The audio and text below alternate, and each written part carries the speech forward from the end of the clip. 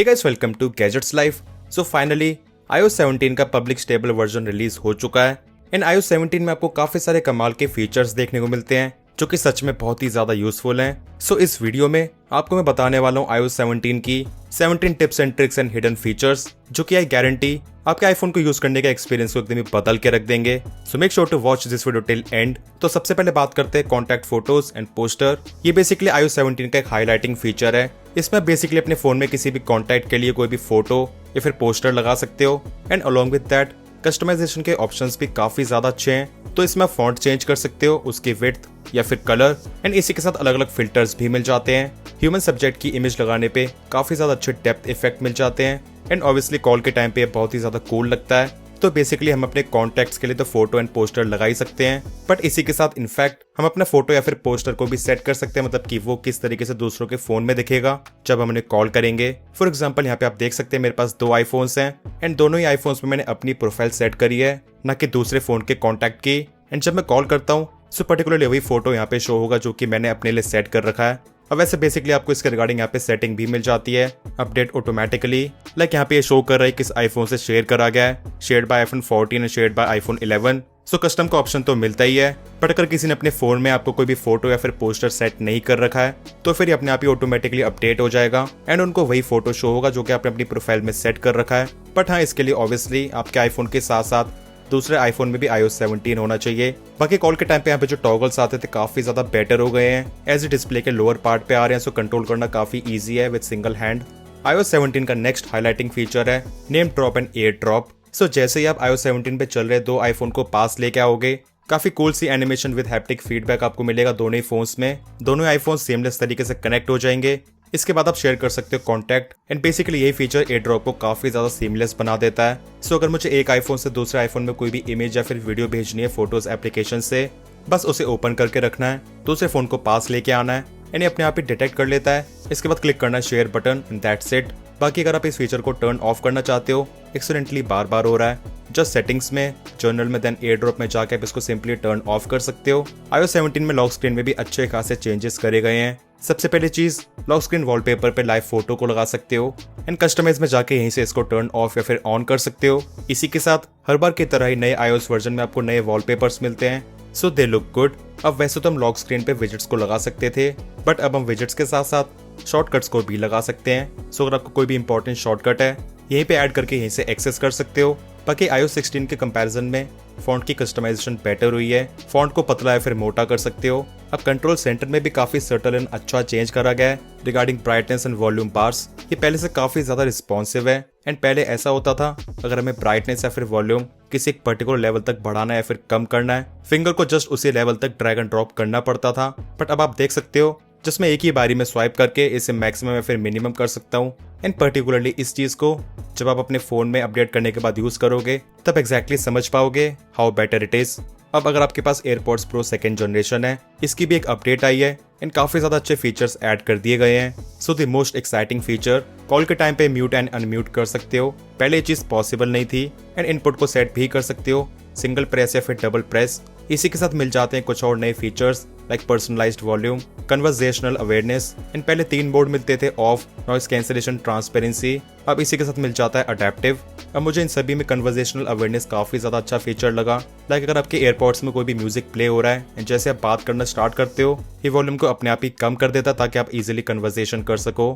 कैमरे में भी काफी इंटरेस्टिंग फीचर्स ऐड करे गए हैं। इसके लिए आपको जाना होगा सेटिंग्स में, देन कैमरा, ग्रिड के नीचे एक और नया ऑप्शन मिल जाता है विच इज लेवल एंड इसे ऑन करने के बाद बेसिकली फोटो क्लिक करने से पहले प्रीव्यू के टाइम पे येलो सी लाइन आएगी जो कि आपको बताएगी आपकी फोन की ओरिएंटेशन एकदम सही है, मतलब कि फोन एकदम ही सीधा है। एंड अगर आपका फोन एकदम ही सीधा नहीं होगा, ये लाइन व्हाइट हो जाती है, ब्रेक हो जाती है। एंड इसी के साथ एक और काफी अच्छी चीज है, जब भी फोन सीधा होता है लाइन येलो होती है, एक हैप्टिक फीडबैक भी मिलता है। एंड इसी के साथ रिकॉर्ड वीडियो में जाके आप देखेंगे यहाँ पे भी एक नया फीचर मिल जाता है, lock white balance. So video record करते समय आप वाइट बैलेंस को लॉक कर सकते हो। जस्ट लाइक कई बार हमारी वीडियोस में वाइट बैलेंस अपने आप ही चेंज होता रहता है एनवायरनमेंट एंड लाइटिंग की वजह से, you can preserve that. And इसी के साथ काफी बड़ा फीचर मिल जाता है स्पेशली iPhone 14 Pro सीरीज के लिए। अब तक मतलब कि पूरे 1 साल तक अगर आपको 14 Pro में 48 मेगापिक्सल की इमेज कैप्चर करनी होती थी, केवल रॉ का ही ऑप्शन था एंड फोटो का साइज बहुत ज्यादा बनता था। सो अब ऐसा नहीं है, आपको सिंपली जाना होगा फॉर्मेट्स में, एंड इसमें आपको एक नया ऑप्शन देखने को मिलता है, प्रो डिफॉल्ट। यहाँ पे आप सिंपली सेट कर सकते हो 48 मेगापिक्सल की इमेज प्रो रॉ में खींचना चाहते हो या फिर HEIF में। एंड HEIF बेसिकली एप्पल का वही फॉर्मेट है जिसमें आईफोन्स नॉर्मली फोटोज को कैप्चर करते हैं। It is highly efficient and इसी वजह से आप देखेंगे यहाँ पे मेंशन कर रखा है 48 MP में इसका साइज होगा अराउंड केवल 5 MB, जो कि प्रो रॉ में मेंशन कर रखा है अराउंड 75 MB। कैमरा के साथ साथ फोटोज एप्लीकेशन में भी काफी अच्छे चेंजेस करे गए हैं। जस्ट लाइक अगर मैं किसी भी इमेज को जूम करता हूँ, यहीं पे टॉप राइट में क्रॉप करने का बटन मिल जाता है एंड यहीं से सिंपली इमेज को क्रॉप कर सकते हैं। एंड इसी के साथ पोर्ट्रेट इमेज में ब्लर को कम या ज्यादा करने के लिए आपको सिंपली एडिट पे क्लिक करना होगा एंड अब ये डायरेक्टली शो हो जाता है। पहले प्रोसेस थोड़ा सा ज्यादा लॉन्ग था। एंड पोर्ट्रेट इमेजेस के लिए सबसे बड़ा चेंज है ब्लर की लोकेशन को भी सिलेक्ट कर सकते हो। एज यहाँ पे आपको एक छोटा सा येलो स्क्वायर दिख रहा होगा, ये चीज iOS 16 में पॉसिबल नहीं थी। इसी के साथ एडिट में जाके मार्कअप में जब भी फोटोज में शेप्स को ऐड करते थे उसमें भी अच्छे चेंजेस करे गए हैं। लाइक यहाँ पे किसी भी शेप को मूव करना काफी ज्यादा ईजी है, एज यहाँ पे अलग से 3 डॉट्स मिलते हैं। एंड पहले इस चीज में बहुत ज्यादा मुश्किल आती थी एंड इसी के साथ शेप्स को कस्टमाइज करना काफी इजी हो गया है in terms of colours. And यहाँ पे नए ब्रश वगैरह भी ऐड करे गए हैं। iOS 17 में मैसेजेस में भी बहुत ज्यादा अच्छे चेंजेस करे गए हैं। अब ऑडियो मैसेज को भेजने का एक्सपीरियंस बहुत ज्यादा अच्छा है। इनफैक्ट मैसेज को रिकॉर्ड करने के बाद अगर आपको उसी क्लिप में एडिशन करना है भेजने से पहले, दैट इज ऑल्सो पॉसिबल। इसी के साथ ऑडियो मैसेज को सुनने की स्पीड को भी चेंज कर सकते हैं। बस यहाँ पे प्रेस करके रखना होगा एंड डिफरेंट स्पीड शो कर देगा। मैसेज को रिप्लाई करने के लिए आपको सिंपली करना होगा स्वाइप एंड पहले से लॉन्ग प्रेस करना पड़ता था, उसके बाद रिप्लाई पे क्लिक करना पड़ता था। अब प्राइवेसी एंड सिक्योरिटी में जाके एक और काफी यूजफुल फीचर मिलता है which is sensitive content warning. इसे टर्न ऑन करने के बाद मैसेजेस के साथ साथ इन सभी एप्लीकेशंस में अगर कोई भी इनएप्रोप्रिएट मतलब कि न्यूड फोटो या फिर वीडियो होगी, ये पहले ही वार्निंग शो कर देगा instead of directly showing it. इतने टाइम के बाद फाइनली एप्पल ने इंट्रोड्यूस करी काफी सारी नई ringtones and sound alerts. iOS 17 को इंस्टॉल करने के बाद इन सभी को चेकआउट जरूर करना।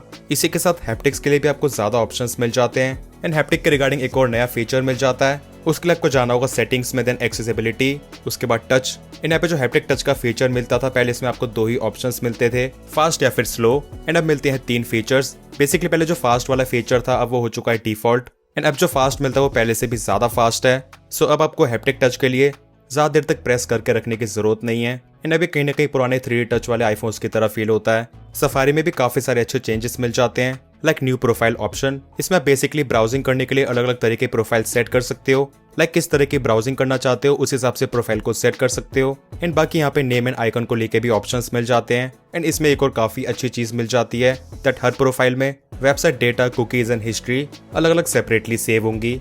एक और काफी ज्यादा कमाल का फीचर मिल जाता है जो कि मुझे बहुत ज्यादा पसंद आया।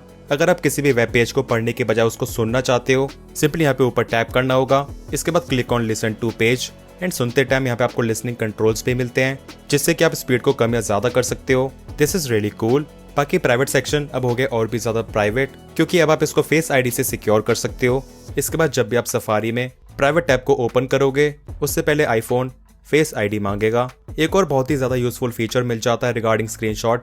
अब हम फुल पेज स्क्रीनशॉट को इमेज के फॉर्मेट में फोटोज एप्लीकेशन में भी सेव कर सकते हैं एंड पहले केवल पॉसिबल था एज PDF एंड क्वालिटी बहुत ज्यादा अच्छी आती है।